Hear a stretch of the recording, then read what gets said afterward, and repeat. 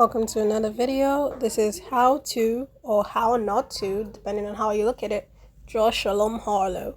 Like, I've been seeing so many videos, so let's just get into it. So my plan is that if I did make this over complicated sketch, I would be able to place her features well, because I have an issue when I sketch, and that's my inability to place features where they are, and then I have to use the liquify tool so much. So my plan is, if I could divide her face into multiple segments, it would be more equal. I don't want to spoil too much or give too much away, but it doesn't work. So I'm just filling in with the solid colors. See, I'm lazy, okay? I'm not creating another new layer where I have to start elaborately drawing the features because I have a clean outline. I want a clean outline. I'm just not about that. So this is my starting point. I'm just going to drop in the solid colors, and then I'm going to start layering on top of that. Also, I don't feel like I need to say it, but in case you need to hear it, I am using a reference. Use a reference. You're not a robot. Don't quote me. You might be. I'm just unable to draw. I can. Like, most of the things I draw without references, you can tell. They look very original and strange, but I was trying hard to draw with the references, and I'm just using the solid colors to try and block out some parts of the drawing. And I don't know if you can see the mistake I've made already. I'm not going to point it out. I'm just going to let you figure it out as you watch the video.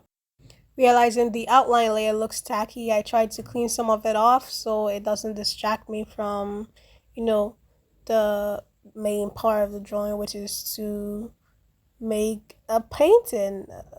What am I saying right now? I have no idea. If you're still watching, thank you. I am so sorry. I am all coordinated. My friend told me I should write down what I want to say, but I haven't done that, so I think you can tell. But hey, I removed the outline layer. What is wrong with my speech today? Anyway, I just made a small outline layer, and which I just highlighted parts of the nose and the chin. I'm not adding like outlines to the hair and stuff because it's already like a solid component and it doesn't really need to be constricted in an outline. So here I'm adding like lighter parts of the hair with like a lighter color from the hair base. And I'm sorry, I'm switching over from like different parts of the drawing because I get bored easily. When I get bored easily, I mess up parts of the drawing, so I switch intermittently.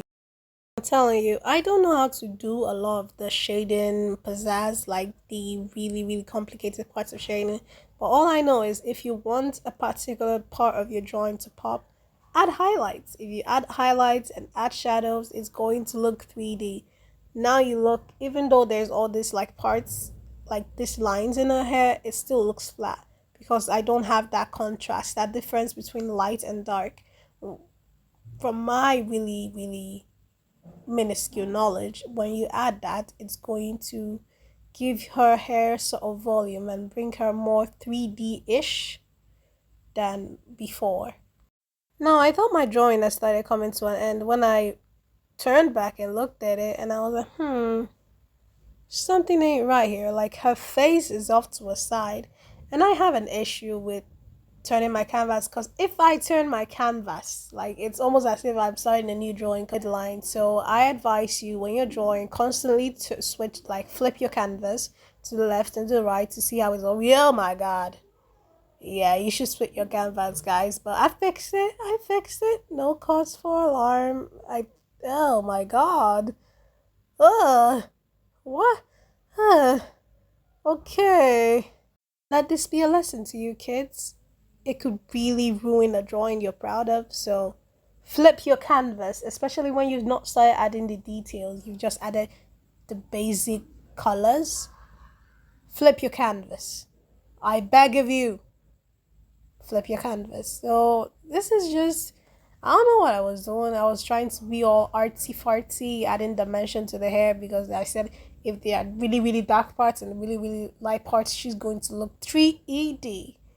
Well, of course, you can see it kind of worked because her hair looks more volumized. It doesn't look flat anymore, and I'm not going for hyper realism, so I stopped there and my nail broke, so here it is. Thanks for watching.